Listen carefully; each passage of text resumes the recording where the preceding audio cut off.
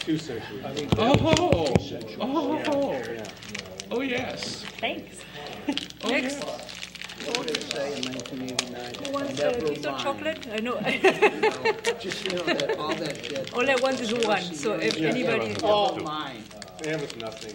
Is that okay? We had it is. It's gone now. Am I passing the last piece? Here, quick. Feed bake. The last piece of chocolate. That's okay. That's good for you. You want another piece of chocolate, Commissioner? Commissioner can't speak at the moment. This is my new strategy.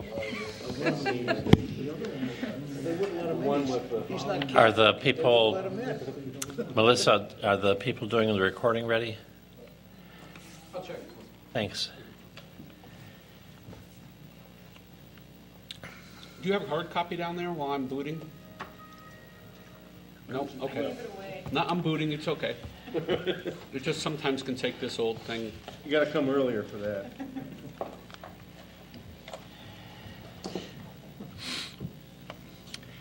Good evening. This is the Evanston Plan Commission. We have a quorum, and it is 7:03. Is there a motion for approval of the December 12th minutes? Motion to approve. I'll second. Any discussion or corrections? All those in favor say aye. Aye. Motion approved. New business, appointment of associate members. Stuart Arlebeck and Obdek and Dave Galloway need to be reappointed as associate members for this coming year. I have done so, and I'd like the commission to ratify that. They're both associates now? They're both associates. That's what Really? happens. Commissioners emeritus. So is there, Does that mean I get parking now? all those in favor? Aye. Aye. It's unanimous. We also need a vice chair, and so between now and the end of the meeting, people who might want to do that can think about volunteering. That brings us to zoning map amendment 13 PLND 0010. And the address there is 1715 Church Street, 1703 Darrow, 1711 Darrow, and it's a change from the I-2 General Industrial District to the MXC Mixed Use Employment District. Does staff have a report anything they wish to tell us? This proposal has been previously discussed by the zoning committee, and both the zoning committee and staff recommend the zoning change from the current I-2 zoning district to the MXE Mixed Use Employment District. This is a single property that is currently zoned I-2, and it is mostly surrounded by MXE zoning, so adding this into that existing MXE makes sense. Along with the use of the property, which it is currently a live-work space, which has a tendency to go more towards light industrial uses, which is what the MXC district is intended for. The MXC district also allows for residential within the area, which again works well with the live-work space. The applicant is John Lineweber, and at this point, I would turn it over to him.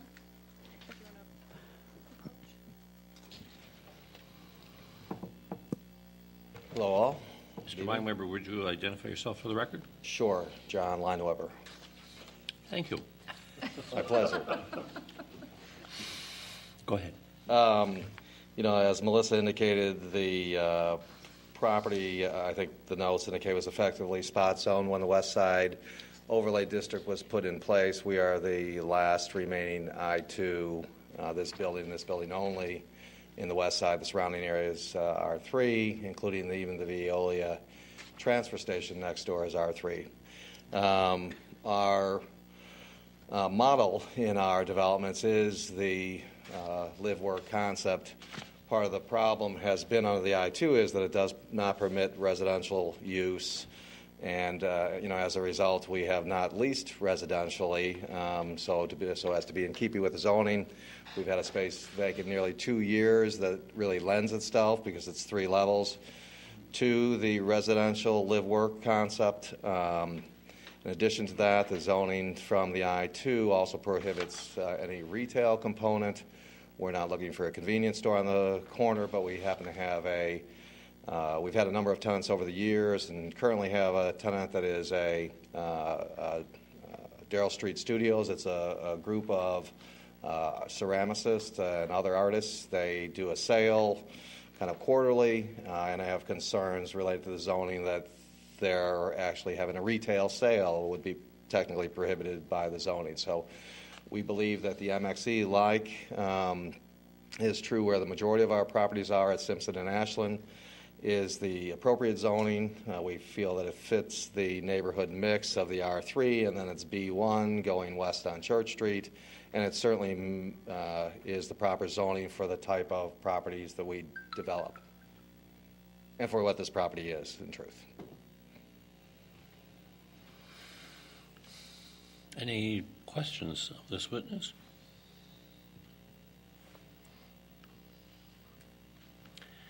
Any discussion, comments? Is there anyone else here who wishes to speak to this proposal?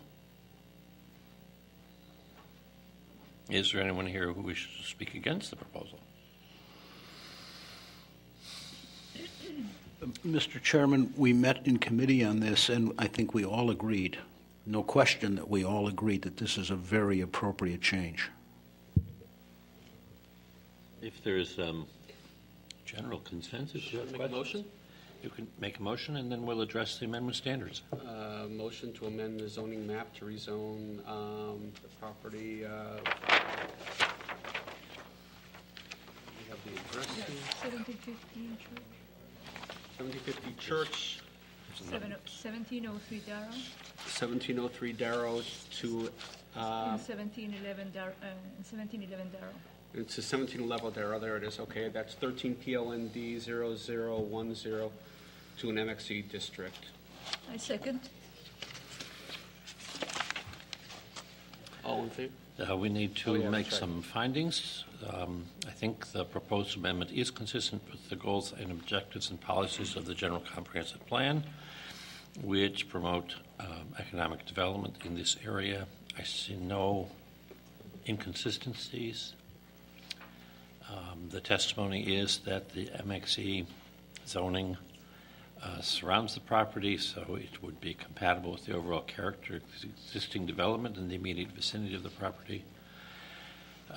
There's no testimony or indication that the amendment has an adverse impact on the value of adjacent properties, and certainly for this use, which is a little less intensive, there's adequate public facilities and services. Would anyone like to add to that or disagree with those proposed findings? All those in favor say aye. Aye. I vote aye. That carries unanimously. I have been by your property many times in the last 20 years. I'm not sure how long you've had it, but thank you for the exterior maintenance. You've really kept it in good condition. So this has been approved by the Plan Commission, and I think it goes to the P&D Committee. And staff will tell you when the matter is up for consideration there. Thank you. The next item on the agenda is 13 PLND 0011, consideration of a map amendment to rezone 2153, 2143, 2145 Ashland Avenue, 1515 and 1523 Payne Street, 2150 and 2156 Green Bay Road from the C2 Commercial District to the MXE Mixed Use Employment District. Does staff wish to speak to this? This application is substantially similar to the last one. This stemmed from applicant John Lineweber, again, who wishes to rezone his property at 2153 Ashland Avenue from the current C2 zoning to the MXE zoning. In addition to that, staff has initiated a rezoning of the properties that are north of Payne Street but south of the alley to group onto that 2153 Ashland and also rezone to the MXE. The application does not include any properties that are north of the alley other than Mr. Lineweber's property. And the proposed rezoning to MXE, again, it joins up with the MXE zoning that is to the west and south of the properties, and it brings all of the currently existing uses on those properties into more compliance and a better general fit with the MXE district, which again is more of a type of a residential and light industrial type of uses together, rather than the C2 district, which is primarily commercial uses.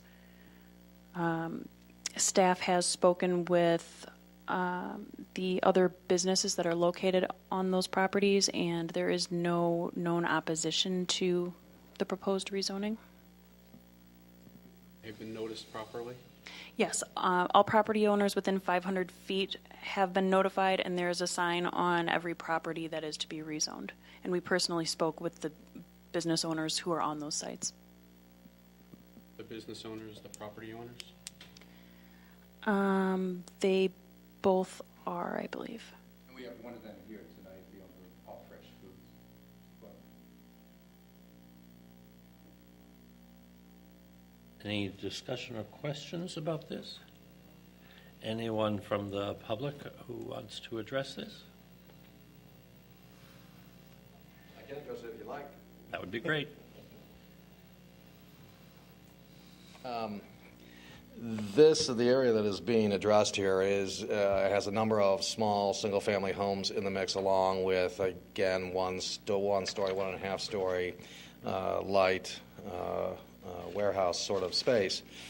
In the example of my particular property, it has, since the turn of the century, been a residential use.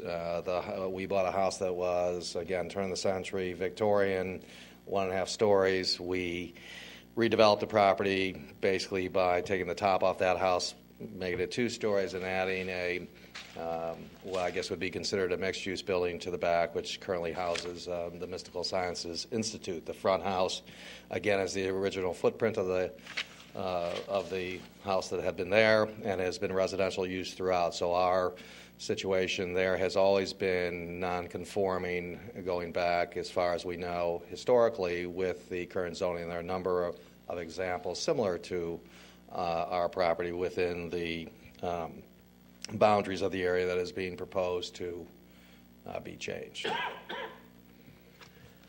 Could you address whether the change, in your opinion, would affect the value of surrounding properties?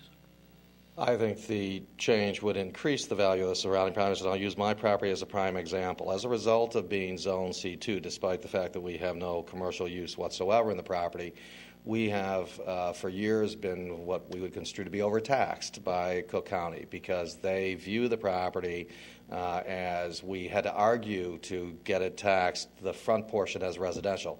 So despite the fact that the back portion has been used residentially and currently is used as a kind of holistic health center, our taxes currently are over $20,000. Our scheduled gross income on the property is $80,000. Scheduled gross income is $80,000, so that we're paying over 25% of possible income in taxes.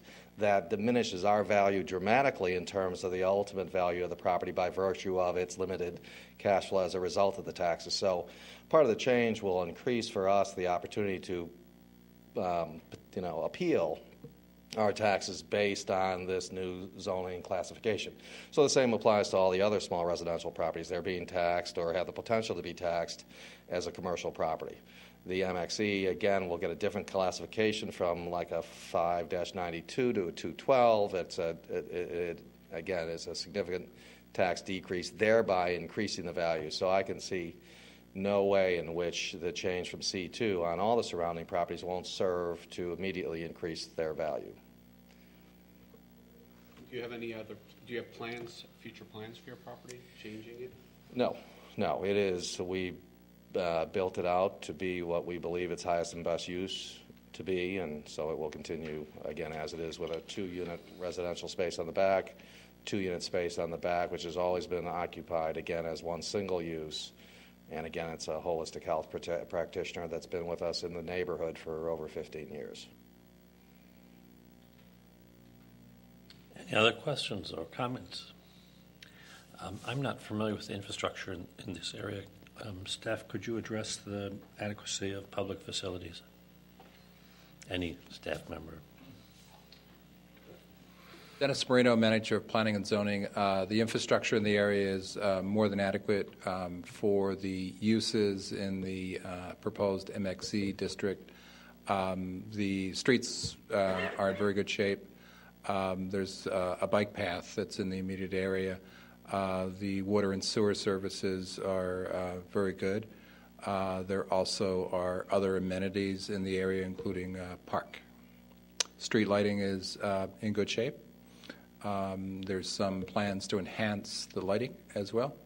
The intersections with Green Bay Road, I think, are handled very well.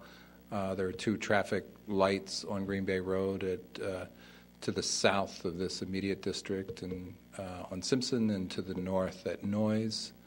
And so overall, I think it's matches up very well with the current uses and any other anticipated uses that would be in the MXC zoning. Any further questions or discussion? Go ahead. Dennis, is that road that runs parallel to that building a one-way going into Green Bay, or is it still a two-way? I believe it's two-way. Two-way. Yeah. Right. Yeah, and I think it's still two-way. I think traffic engineering preferred it stay two-way for now. So they've looked at it. Okay. They've looked at it. Yeah. Thank you. At Mr. Lineweber's request, they did look at it. Any other questions or comments? Stuart? Again, out of committee, it was unanimous that it was a very appropriate and sensible change. Is there a motion? I'll make a motion. Is there a second? I will second. I think then we're ready to address the standards. Does anyone want to do that? Seeing no volunteers, I will adopt the suggestions from staff that the 2000 comprehensive plan, which applies, contains provisions promoting growth redevelopment of business, commercial, and industrial areas. It recognizes the benefits of mixing residential, commercial, and institutional uses in neighborhoods, which is what's proposed here. Housing stock should continue to offer buyers and renters desirable range of choice in terms of style and price, and this will allow a diverse range of businesses, commercial areas, all of which will be viable locations for business activity. In addition, we've had testimony that the proposed amendment is compatible with the overall character of existing development in the vicinity, and that the proposed amendment would not have an adverse impact on the value of adjacent properties. Also, testimony on the adequacy of public facilities. They are adequate. So I propose that those findings be adopted and ask if there's any further discussion. All those in favor say aye. Aye. I vote aye. This recommendation is unanimous. And this too will go to P&D, and you'll be notified of a date. That brings us to item 5 on the agenda, zoning text amendment 13 PLND 0014. Consideration of a text amendment pursuant to the city code relating to definitions to allow increased production limit for micro distilleries. Does staff have a report about this? We do. Staff recommends that the zoning definition for micro distilleries be amended to permit the maximum allowed production limit for micro distilleries to increase from 5,000 gallons per year to 35,000 gallons per year. This is in response to legislation that is currently going through the state to increase that limit to 35,000 gallons over a period of, I believe, 2 years, where it would get up to that maximum. So by changing the zoning definition, the any microdistillery in Evanston, which there's currently one, Few Spirits at 918 Chicago Avenue, would then be allowed to take advantage of the state's new regulation with the 35,000 gallons. So the only thing that would actually be changing in the zoning ordinance would be the definition by swapping out the maximum 5,000 gallons and changing it to 35,000.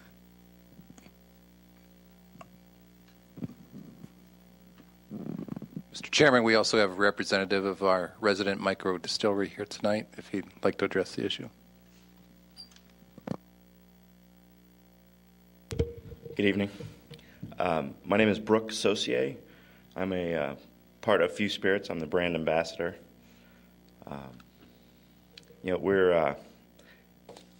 We've come across a good problem to have in that we're selling just about everything that we make. So we've been petitioning the state since we started to increase the amount of liquor that we can make. We have gone from 5,000 to 15,000, and then this recent increase that is on, I believe, the governor's desk to increase to 30,000, and then subsequently 35,000. So we just hope that the city allows us to do so. Yes. Ken Cox from the city's law department.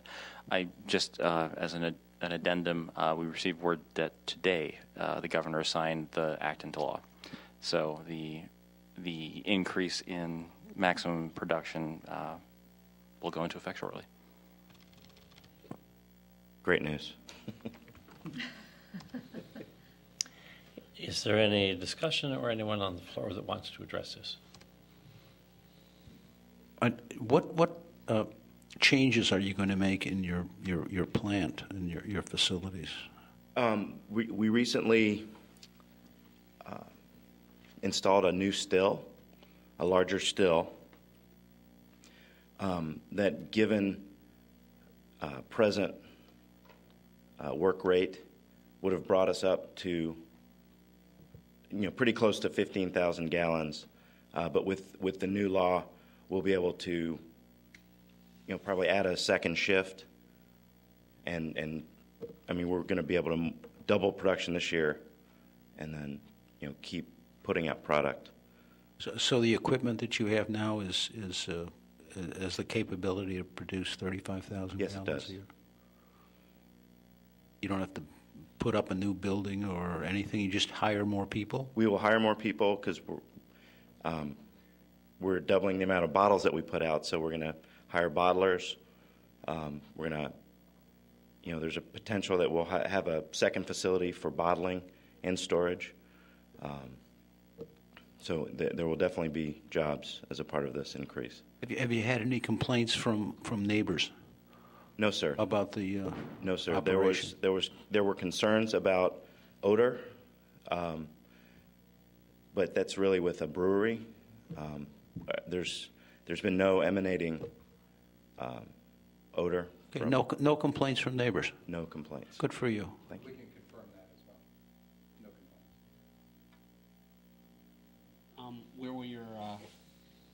Where do you anticipate your second facility to be? Will you be looking in Evanston? It's in Evanston. There are 2 or 3 places that we're pondering right now.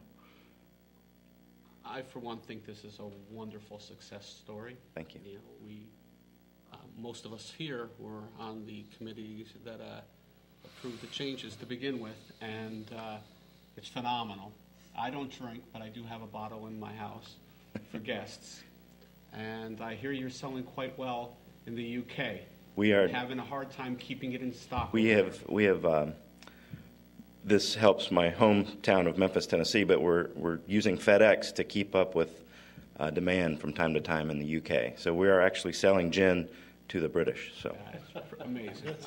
This is an incredible success story, and I am 100% behind this. And if you could make more than the 35,000 gallons. I would support that in the future as well. This is just a wonderful. Thank you wonderful very success. much. This has been, And congratulations. it's been a fun couple of years. We've been watching it from our family and friends, and it's just a spectacular thing to see. Thank you. You did mention that you'll be ramping up service, so you may be hiring more people. Your butlers, are they from Evanston, the people that you tend to hire to do the bottling? The bottlers that we have been using up to now are from Evanston, and we plan, I mean, we have volunteer bottling parties now, and they come from Chicago and Evanston, but our network is mostly Evanston right now. So Maybe I don't understand bottling. When I say bottling, I mean the people who actually work for you. the bottler. Oh, the bottlers? Yeah, I mean, what's a bottler? Oh, someone who puts.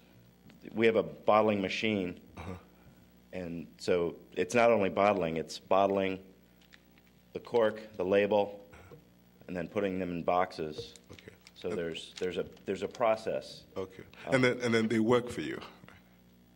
We Yes. do have some right now that work for us, and we will add more. Okay. But you also have bottling parties. We have bottling. We have volunteers We have. that come in and do this work with them. We order lunch, and sometimes we feed them. No, I kid. We feed them lunch, and they help us bottle. I need to come in and do that. That's where it got confusing for me. Oh, I'm sorry, But I okay. guess my point was that since you're an Evanston-based company and also a success here, I think it makes sense to give preference to try and make an effort to look for people here who may be looking for employment and so forth. Well, out of our 6 employees right now, 3 of us live in Evanston. 2 of them are Evanston high school graduates. Okay. I believe they live in the city now, but they're from Evanston. And then the 6th, I think, lives in the city. He's from California. So. Thanks.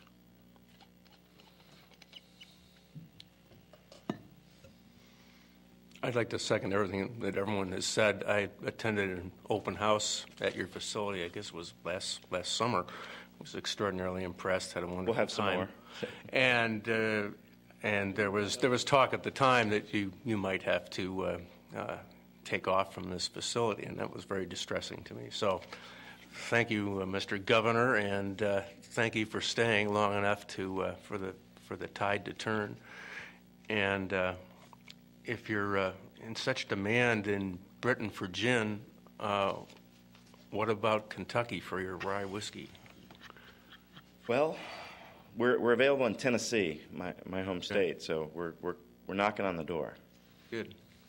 It's good stuff. Thank you very much. Hearing no further discussion, is there a motion? Well, I may as well go 3 for 3, huh? Absolutely. Motion to approve and adopt the, hang on, I got to get to the top of it. The text zoning amendment 38013 to amend the microdistillery use to 35,000 gallons a year. So there's a motion to recommend approval to the City Council. Is there any further discussion? I believe only one standard is really applicable here, and that is whether the proposed amendment is consistent with the goals, objectives, and policies of the Comprehensive General Plan as stated and amended from time to time. And the plan contains sections on the promotion of business activities in Evanston, and that is certainly what will happen if this amendment is approved. The other sections don't apply to text amendments. Any further discussion? Hearing no discussion, all those in favor? Aye. All Cheers. those aye. Anyone opposed? I believe that recommendation passed unanimously. That brings us to committee reports.